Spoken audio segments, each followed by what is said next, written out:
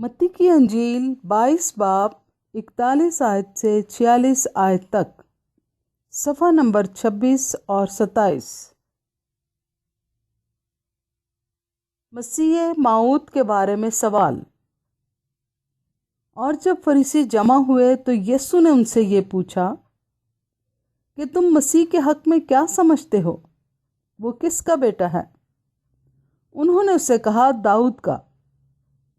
उसने उनसे कहा, बस दाऊद रूह की हदायत से क्यों कर उसे खुदावंद कहता है कि खुदावंद ने मेरे खुदावंद से कहा, मेरी दाहिनी तरफ बैठ, जब तक मैं तेरे दुश्मनों को तेरे पांव के नीचे ना कर दूं।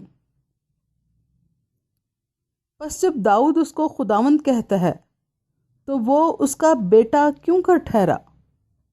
और कोई उसके जवाब में एक हर्फ ना कह सका, और ना उस दिन से फिर किसी ने उससे सवाल करने की जुर्रत की।